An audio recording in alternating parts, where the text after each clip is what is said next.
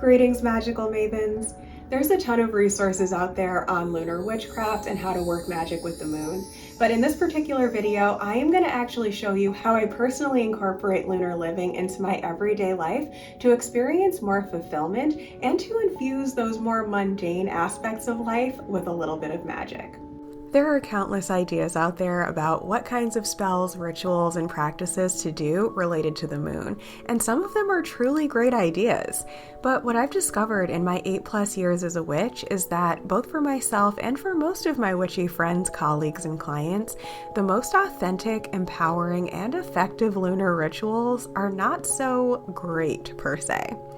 They're simple, accessible, and easy to weave into your regular schedule for a realistic and sustainable practice. Trying to keep up with a fancy, elaborate, or prescribed lunar practice can be exhausting, overwhelming, or can just feel forced at times and not particularly helpful. Especially if, like me, the true goal of your practice is really just to feel more like an empowered and fulfilled version of yourself, regardless of how witchy it looks on the outside. I identify as a witch, and I do find it fun to use words like spell and ritual, but at the end of the day, my practice is mainly centered around self-care, self-reflection, self-acceptance, and self-development. So just like any other witchcraft tool or practice, working with the moon for me needs to be a practical, grounded practice that fits naturally and effectively into the other goals, priorities, and values that my life is based around. For most of us, the witchcraft path is kind of like dieting. When we approach it with a go big or go home attitude, we usually end up doing big elaborate rituals for the first little while, and then we end up running out of steam and wondering if such a rigid practice is even really helpful or fulfilling to us. But when we start with an approachable, digestible practice with lots of wiggle room built in, we're able to grow with the process and get better as we go along. Whether you're a beginner witch or a seasoned witch who's craving more simplicity in your life, the easiest and most fulfilling way that I've found to work with the moon is to establish a realistic practice of lunar living, which is really just a fancy way of saying we use the moon as a method of tracking the passage of time as we grow and develop in life. Each month becomes a mini rite of passage in which we acknowledge where we've been, where we are, and where we're choosing to go. Just like with the seasonal living lifestyle that I'm always talking about in my Wheel of the Year videos, the lunar cycle also contains within itself all of the important themes of growth and renewal. That same plant, tend, harvest, compost cycle is also reflected within the microcosm of the lunar cycle each month. I know I talk a lot on this channel about working with the Wheel of the Year, more so than the moon, but believe it or not, I actually started my witchy journey with the moon before I discovered the Wheel of the Year, and I do believe it can be just as powerful to work with. The only reason I focus mainly on the solar cycle now is because in my busy life, I found it much easier to look at my goals and intentions from the perspective of the longer seasons rather than the shorter moon phases. The easiest way I've come up with to look at the cycles of the universe is to imagine it kind of like a clock face. Think of the entire clock face as the Wheel of the Year. The hour hand would represent the seasonal cycle, the minute hand would represent the moon cycle, and the second hand would represent the daily cycle. We live in a cyclical universe, and as witches, we can base our own personal practices around any or all of these cycles, which are microcosms and macrocosms of the same overarching cyclical pattern. You could have a perfectly legitimate cyclical living lifestyle without paying attention to the Wheel of the Year or moon cycles if you wanted to. My colleague Nathaniel Salas, for example, has a whole program dedicated to simplifying your life and maximizing your fulfillment just by mastering the 24-hour cycle of the day. And it's really powerful and really freeing. Not sponsored, just saying. As for me, I'm someone who really enjoys the concept of freedom within structure, so I prefer to work with the 6 weeks between each Sabbath on the Wheel of the Year as my main time markers for making progress with my goals. But for more structure or just more opportunities to check in with yourself, working with some or all of the moon's phases and or its zodiac signs will provide you with the awareness you need to stay on track with your goals. And the best part is, just like anything on the witchy path, Your lunar living cycle can be 100% customizable to fit your own personal needs, preferences, and desires. Here are my 3 favorite simple and sustainable ways to use the moon as a tool for self-reflection, self-development, and self-acceptance, and they're going to be in order from the most simple to the most complex. Number 1, monthly check-ins. If you tend to be really busy, don't like a lot of structure, or simply can't be bothered to pay too much attention to the moon on a daily or weekly basis, let this be your permission slip to just do something empowering once or twice per moon. Early in my witchy journey in my early 20s, I used to have a much busier and more chaotic lifestyle. Before I was a cozy cottage witch, I was more of an all-over-the-place witch. I wasn't as solid in my business, my schedule, my boundaries, my values, or my relationships yet, and I was also juggling multiple part-time jobs and lots of socializing on evenings and weekends. I tried keeping a daily moon journal or moon dial like I had read about in the book Red Moon by Miranda Gray, but I found it impossible to keep up with in my lifestyle at the time. I also tried doing a ritual once a week on the new moon, the first quarter, the full moon, and the last quarter, but I found that hard to keep up with too. At the time, I didn't have a set daily or weekly schedule, and I just wanted something to help me recenter and reset my energy periodically. At that time, I learned to work with the moon simply by taking a ritual bath once or twice a month on the new and/or full moons. I would check the Farmer's Almanac in advance and add reminders to my calendar, letting me know when the new and full moons were. On a night or weekend, as close as possible to the new or full moon, I would take a relaxing bath instead of my usual quick showers, with the intention of clearing my energy and infusing myself with whatever my intentions were for that month. It was as simple as lighting a candle, burning some incense, playing some mood-setting music, and bathing mindfully for 30 minutes to an hour every 2 or 4 weeks. For a time, I actually made a regular practice out of doing a cleansing bath with Epsom salts on the dark moon, and then doing a nourishing bath with ritual oils on the full moon, to mark both the reset point and the fullness point of each moon cycle. And I had designated bath potions for each of these 2 types of rituals prepared in advance, and I would meditate on either releasing or calling in intentions based on the moon phase.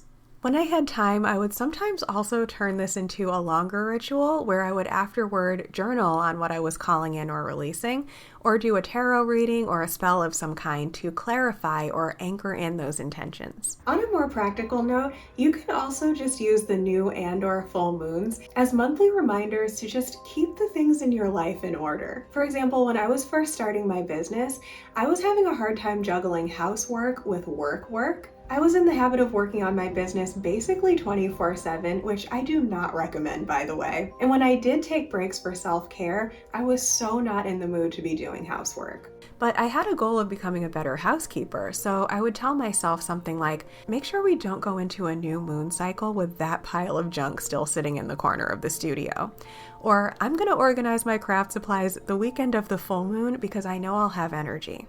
As magical people, how we live the quote-unquote mundane side of our life says a lot about our ability to balance energy. And I believe it's important to treat all areas of our lives as sacred to some extent. If our houses or offices are a mess, so is our emotional state to some extent. And when we're manifesting, it's important to lean into gratitude for what we already have and create space for more good things to come in. And this is true literally in terms of the way we treat our belongings and how we keep our home. So why not get a little cottage witchy with it and create a lunar cleaning schedule? Another really fun practice I did earlier in my journey was to host monthly women's circles.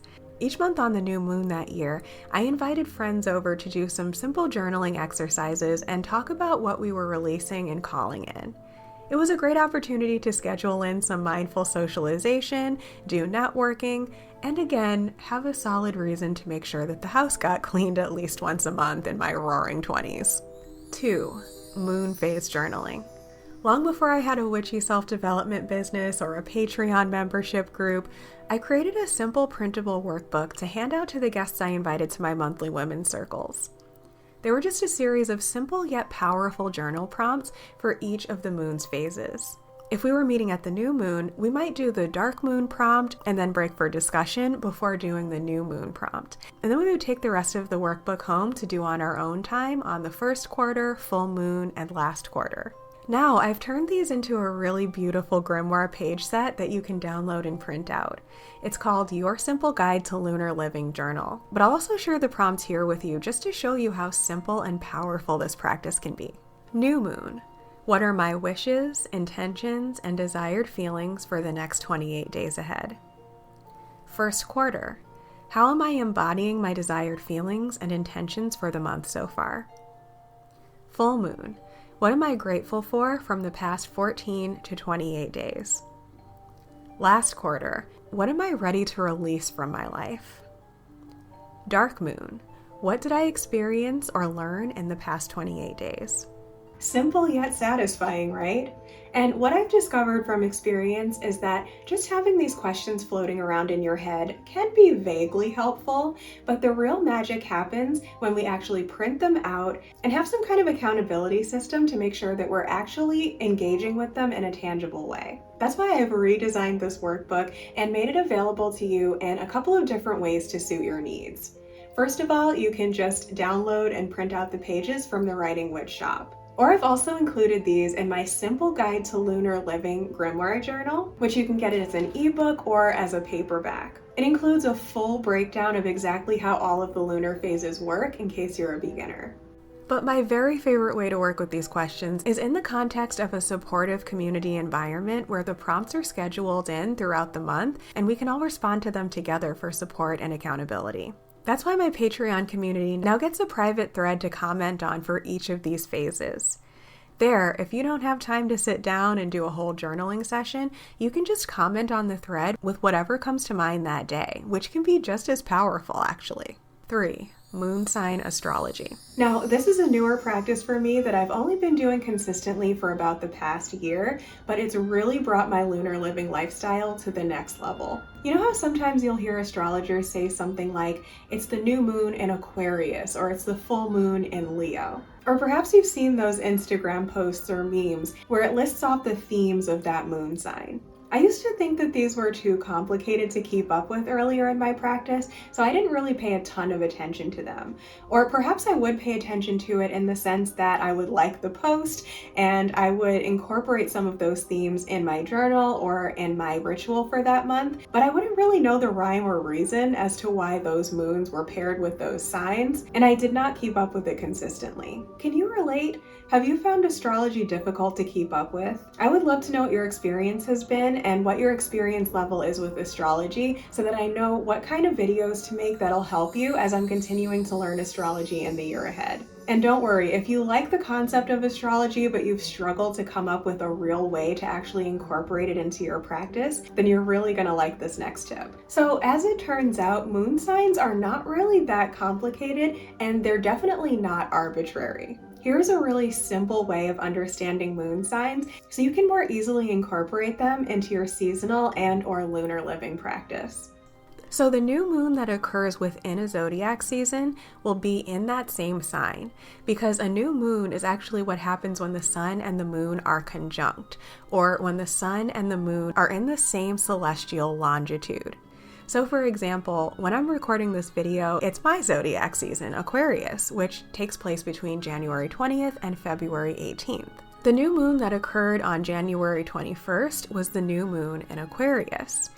There will never be a new moon in any other sign during Aquarius season, and it's the same thing for any of the other signs.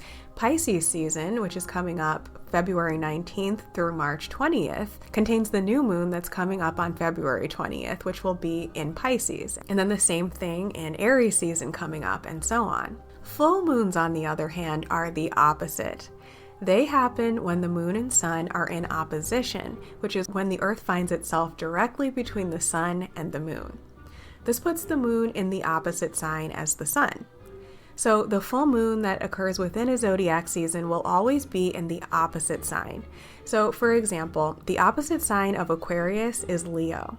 So the full moon in Leo is the one that's coming up on February 5th during Aquarius season. The opposite sign of Pisces is Virgo. So the full moon that's occurring in Pisces season coming up will be in Virgo on March 7th. All right, so here's where it gets interesting. Once we know that during every zodiac season we'll have a new moon in the current sign and a full moon in the opposite sign, we can begin to play with the theme of opposites in our magical practice. At its simplest, this pattern is an invitation from the universe to take notice of how we're balancing the elements in our lives.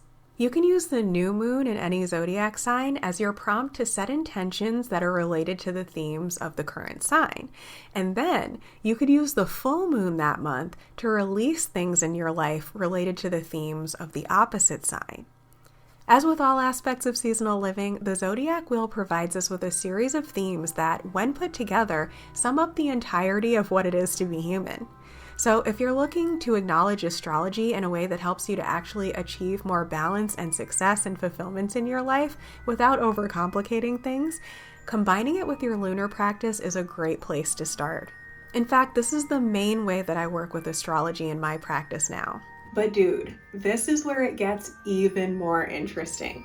You know how I said that the full moons are always in the opposite sign to the sign that the sun is in? Well, that opens up a really interesting can of worms. If you wanted to get really crazy and take your cyclical living lifestyle to the next level, you could set intentions on a new moon in any sign, and then you could check in with those manifestations on the full moon in that sign, which would be 6 months later on the opposite side of the wheel of the year.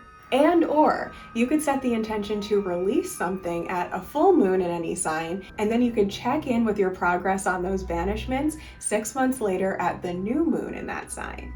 Are you seeing the possibilities here? Heck, if you're really bold, or if you know you have a specific manifestation style, you could even go so far as to set intentions on a new moon in a sign with the intention of having manifested the thing you desire by the full moon in that sign 6 months later. I have heard that this works wonders for some people, but I'm going to be totally honest with you and tell you that I have tried this process myself, and as a non-specific manifester, it did not work.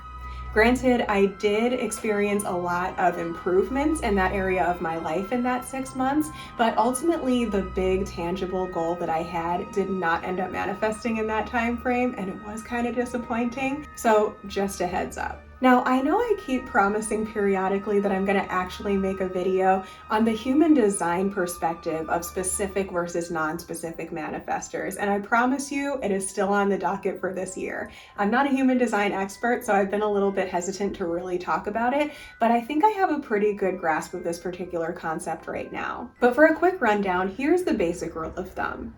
If paying attention to the specific minute details of a manifestation, like dates, times, numbers, or any other specific details really lights you up, gets you excited and motivated, and tends to work well for you in the long run, chances are you are a specific manifestor. However, if paying close attention to minute details really stresses you out, makes you feel like you're forcing things, and ultimately usually results in disappointment, you are most likely a non-specific manifestor like me, where it's far, far more important for you to be tuning into the desired feelings, more so than any specific details. If you're not sure, try both ways and document your experience, perhaps in your moon journal, or just go ahead and check your human design chart. Go to mybodygraph.com and toggle to the online software tab. There you'll see 4 arrows around your chart. If the arrow on the bottom right is pointing away from you, pointing to the right, it means you're a non-specific manifestor. If it points inward to the left, you're a specific manifestor. But do note, this is one of those things in human design where it's really sensitive to your time of birth. So if you're at all unsure of your exact time of birth, you may find this to be inaccurate. Now, another disclaimer that I have to throw in here is that we need to be really careful when we are looking up the dates for the moon signs. This past year, I did a deep dive into this when I was pre-scheduling the posts for my Patreon community. So on Patreon, we have a post go out every new and full moon talking about the sign the moon is in and how to set intentions related to that.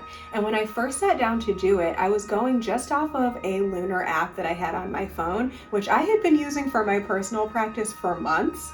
And I found out to my shock and horror that it actually didn't have the moon signs recorded accurately. I found this out when I noticed that there were 2 new moons in the same sign that month. And I checked with my astrology mentor to make sure that this was a real thing. And she said that would indicate a rare double moon, but we did not have a double moon coming up in that sign anytime soon. The app had recorded the moon signs inaccurately. And ever since that happened, I have been making sure that I double and triple check my resources anytime that I'm dealing with moon signs. And wouldn't you know, I even found the same kind of false information on a very popular magazine's astrology page on their website. So just a heads up. And this is one of the many perks of joining our Patreon community. I've done all the double and triple checking for you, and I've even run some things by my astrology mentor just to make sure it's all as accurate as possible. So all you have to do is live your life and check in with our sign-specific lunar themes when each post goes live. I've made it that simple for you, because working with the moon, just like anything in our practice, should be as simple and supportive as possible, and we should feel like we can easily keep up with it. And to celebrate my birthday season, if you choose to join us on Patreon by February 18th, the last day of Aquarius season, I'll send you either a digital copy of my ebook, Your Simple Guide to Lunar Living Grimoire Journal, or the ebook plus a physical copy of these lovely lunar prompt pages that I've designed, depending on which tier you decide to join.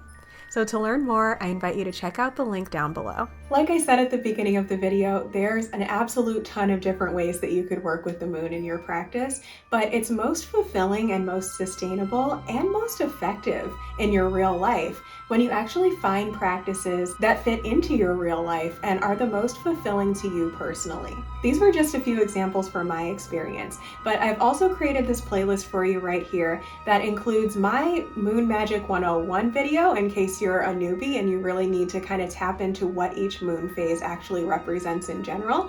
And in the playlist, I've also included other videos from other creators that I feel are accurate, inspiring, and helpful. So I'll see you there.